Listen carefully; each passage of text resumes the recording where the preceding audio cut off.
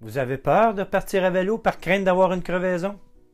Aujourd'hui, nous avons une solution pour remédier à ce problème.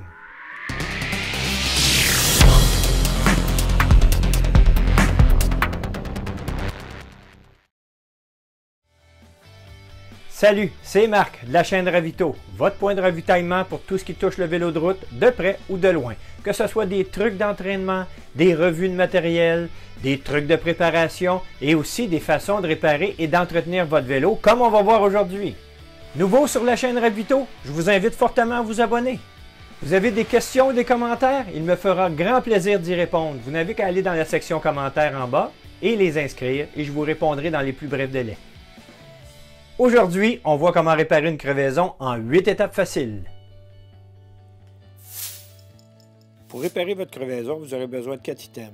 2 démonte-pneus, une chambre à air, une pompe et ou un dispositif de CO2. La première étape consiste à retirer la roue. Tout d'abord, défaire le levier rapide,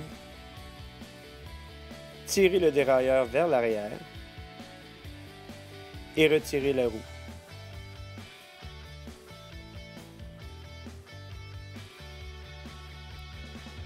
Ensuite, nous allons déjanter le pneu. Tout d'abord, prenez un premier levier, insérez-le entre la jante et le pneu et basculez vers l'extérieur.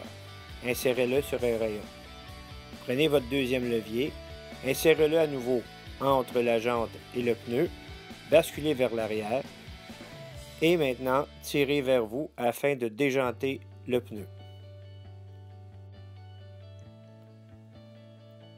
La troisième étape consiste tout simplement à retirer la chambre à air dans l'intérieur du pneu.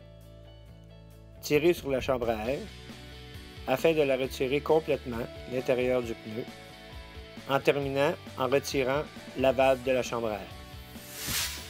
Ensuite, nous inspectons l'intérieur du pneu à l'aide des doigts afin de vérifier s'il n'y a aucun objet de logé dans le pneu.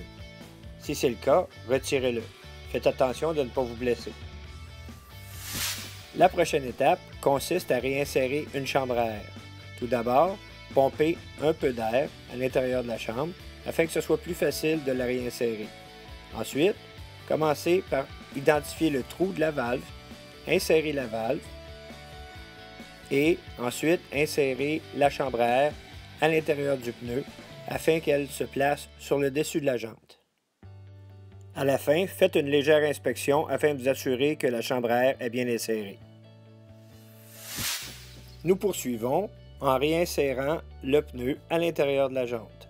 Tout d'abord, identifiez un point repère, comme la valve, et, avec vos pouces, réinsérez le pneu à l'intérieur de la jante. Faites le tour. Il se peut que vers la fin, vous ayez de la misère à insérer le pneu à l'intérieur de la jante.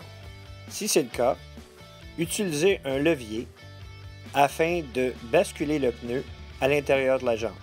Faites très attention de ne pas coincer la chambre à air, vous pourriez la percer.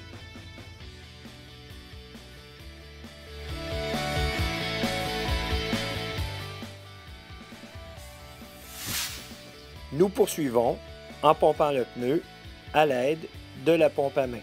Au fur et à mesure que vous allez pomper, assurez-vous de vérifier la pression en appuyant sur le pneu. Lorsque la pression est adéquate, retirez la pompe.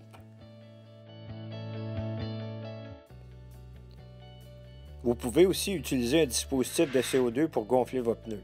Tout d'abord, vissez la capsule sur son dispositif. Ensuite, assurez-vous de porter un gant, un linge ou une gaine en néoprène car la capsule deviendra très froide. Dévissez la valve, insérez l'orifice du dispositif et appuyez en vérifiant régulièrement si la pression est bonne. Lorsque vous avez terminé, revissez la valve. Nous passons finalement à la dernière étape qui est de replacer la roue sur le vélo.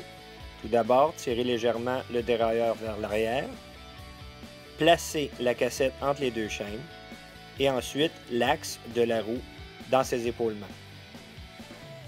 Ensuite, replacez la déclenche rapide. Vérifiez que la roue est bien centrée et que vous avez replacé les barrures de frein. J'espère que vous avez apprécié cette capsule et qu'elle vous sera très utile. Si c'est le cas, appuyez sur le j'aime dans le bas de la page. Sur ce, je vous remercie de votre attention et à une prochaine fois. La question de la semaine, racontez-moi l'événement le plus cocasse qui vous est arrivé avec une crevaison. Vos commentaires dans le bas.